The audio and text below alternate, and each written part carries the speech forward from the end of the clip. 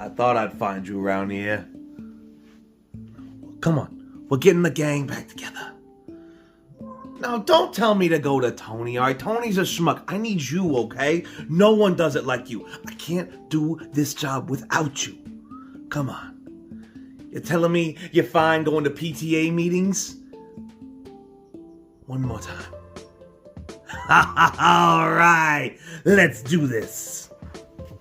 Hello, welcome to Marion's Game Room. I'm Marion as always, and not really sure what those guys are up to, but I'm here today to tell you guys that we passed the spooky season and all that. I hope you guys had a great Halloween. I know I did.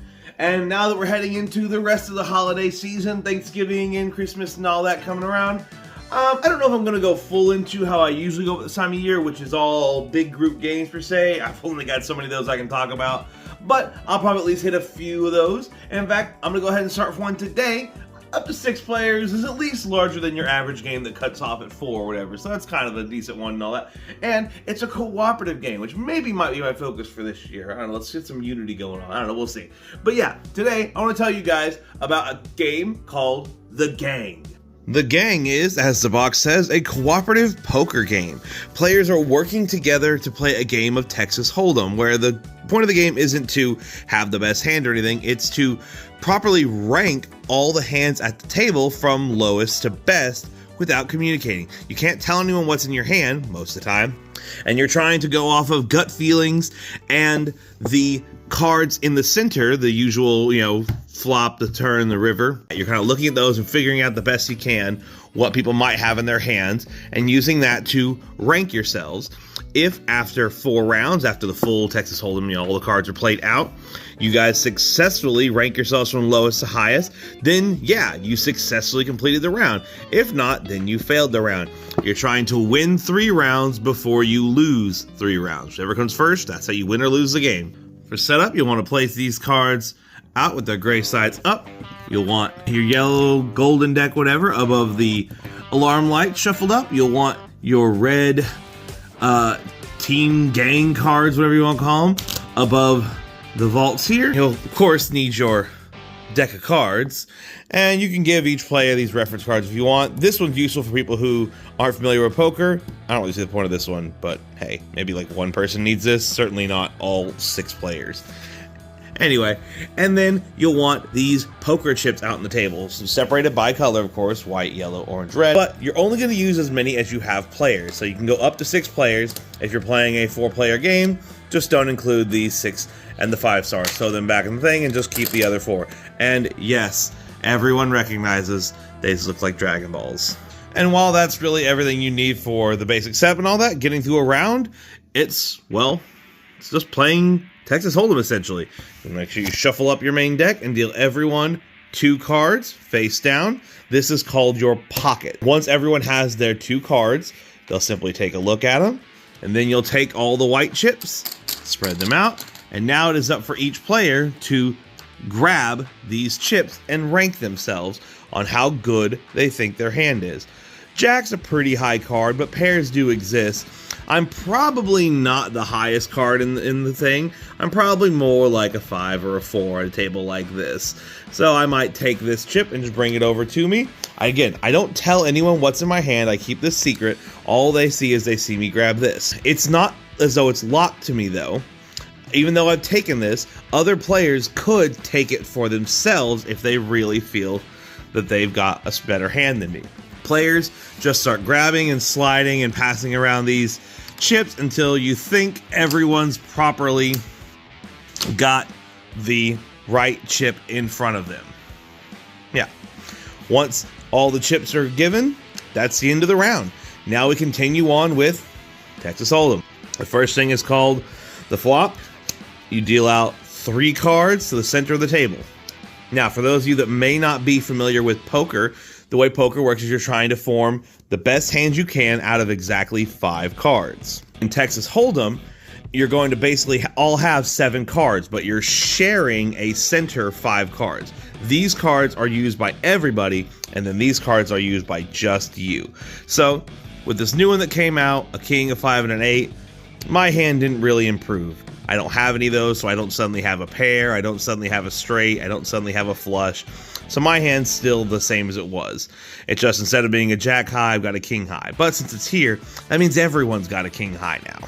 So you would repeat the process, toss out the yellow ones, and again, everyone would grab what they think their hand is. Now, one thing to remember here is you're not ever grabbing these chips based on potential. You're grabbing them based off of what your hand currently ranks as. If you were to stop playing right now and all reveal your hands, what rank would you be? Would you be a lower rank or would you be a higher rank? So, even if what came out let me be like one away from a flush or one away from a straight or something like that, that means right now I still don't have a straight or a flush, so it doesn't matter. So, okay, let's change this around.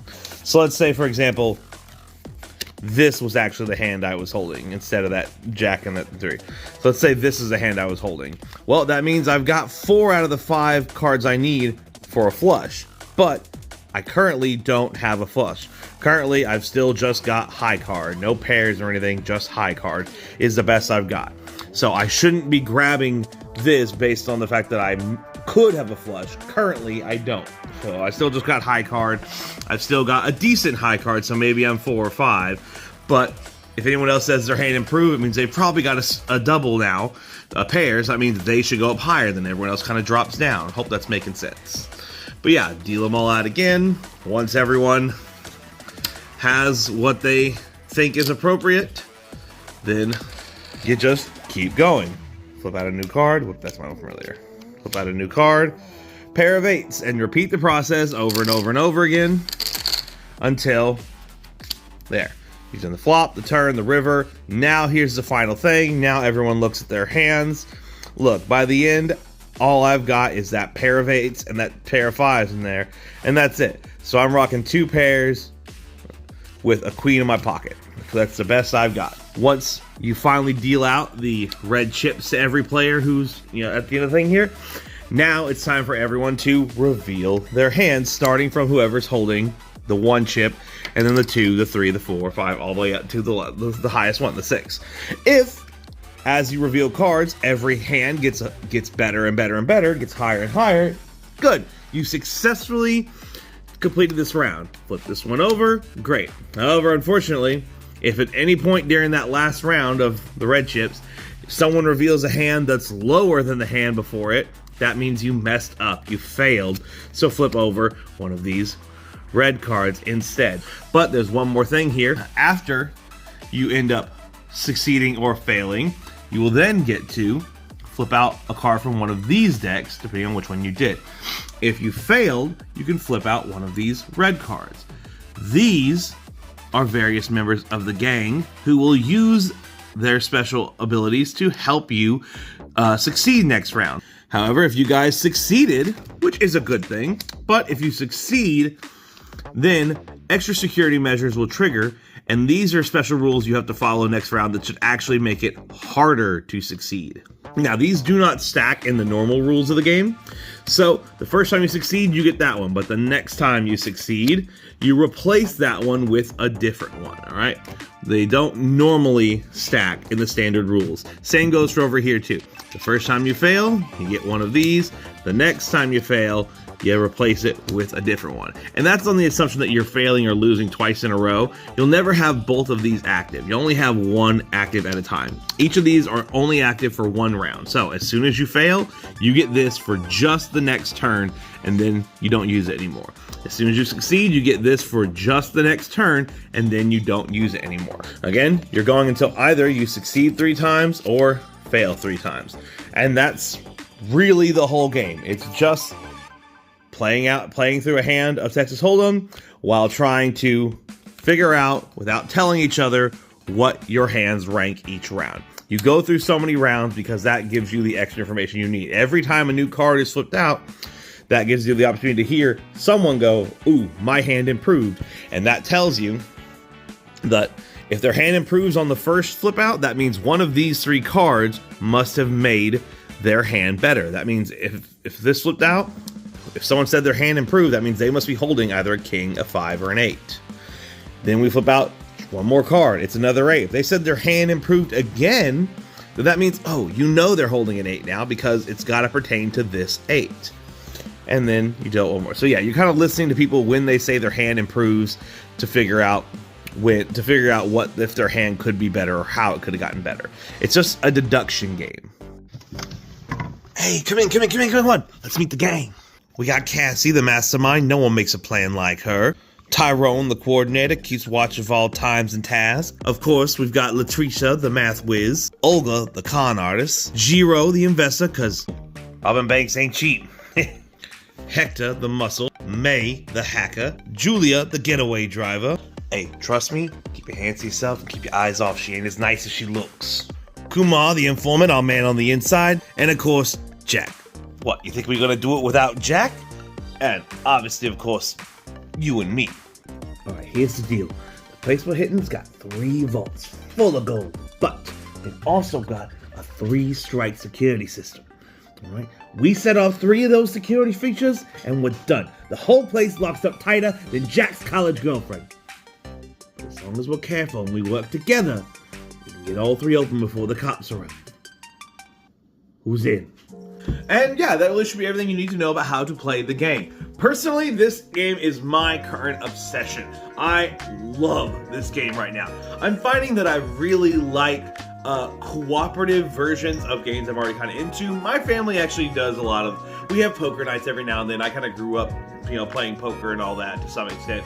And I'm kind of finding that that's apparently not that common. I thought, pretty much everyone played some poker, but most of my friends and people I seem to know nowadays are not really familiar with poker, like, at all. Like, they've vaguely played it. Some of them have played Balatro, and that's their, experience with poker stuff and all that, which, if you're fans of Balatro and all that, then yeah, you already have at least an idea of the ranking systems of the cards. One thing I found that's pretty common is a lot of people who have played Texas Hold'em poker, if you're not a particularly bold person, you kind of play a little conservatively, money's on the line. So some people will kind of undervalue their hand a lot. It's a pretty common thing in this game for people to have a 10 high, jack high card in their opening hand, sometimes even a queen or a king, and be like, no, I probably don't have the best hand. In your pocket, a high card like that is a great card. All right, most people aren't going to have a pair in their pocket. Not that it doesn't ever happen, but most people don't.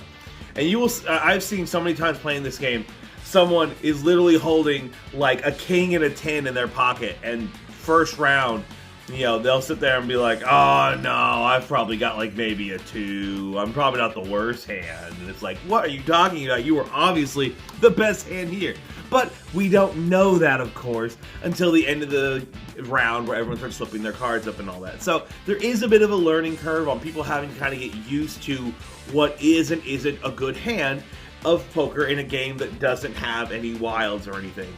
And of course, how good the hand is as it goes. Some people also will try to like lower their hand as the game goes because it's not improving. They're like, oh, well, there's more cards out in my hand to get any better, so I must be worse. But if no one else is saying that their hand got any better, then your hand didn't get worse. Your hand really doesn't get worse. Your hand stays the same or gets better. It only gets worse because someone else beat you.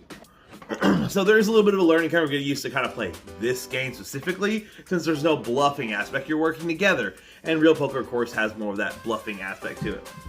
So that stuff aside, like, there is a bit of a learning curve to getting good at this game as a group and all that. And in fact, the other night, me and a couple of friends had really got into our groove of it. And it's a game that's easier with the fewer players you have. The larger the group, the more difficult the game seems to get. But with a small group of 3, we were doing one that we started like doing some of the extra optional rules to make the game even harder for us, because we were kind of just winning every time. Now, don't let me scare you off of this or anything because I'm making it sound like it's really hard. It's actually still a really easy game for players who aren't super familiar with poker to learn the basics of poker and all that. It's just getting a feel for the levels of hands and all that. And I'm sure anyone can get that down, no problem, after a few rounds of playing. Sure, the first couple of times you play, you guys might end up losing before you win a couple times, but once you start winning, you'll find it to be a lot easier, and I think you'll be having a ton of fun even when you are losing. Now, I will say that just because this is a cooperative game, it doesn't mean there aren't some emotions flying in this game for sure. We've definitely had some rounds where at the end of it, someone flips over their hand, And we're like, what do you mean you have 2 pair? You have a flush. And their hand's way higher than they thought. And of course you get the big, oh my god. So there's certainly some great emotions flying around this game, some good ones, some negative ones and all that, but it's all in such a good time, at least for my group and all that. So if you're someone that likes cooperative games, that wants a game that can go to kind of a bigger group, that wants something that's really simple overall, you really only need one player. Like if you have one player that like understands the flow of like poker or Texas Hold'em, then like great, you're more than good. If you don't have anyone there, then the game, guides you well enough that it's not that big a deal. So yeah, I think it's pretty obvious what I'm going to end up giving this game here. I mean, look, the game looks great. Even the box looks great. It all looks great. It plays great and smooth. I mean, it's just Texas Hold'em, a tried and true game over decades upon decades, maybe even centuries. It's a forever old game that people played a billion times in a new, cool form factor. I love the cooperativeness. I love the look. I love the feel of how fast it plays. Yeah, guys, come on. Clearly, the gang here, it's Baron approved.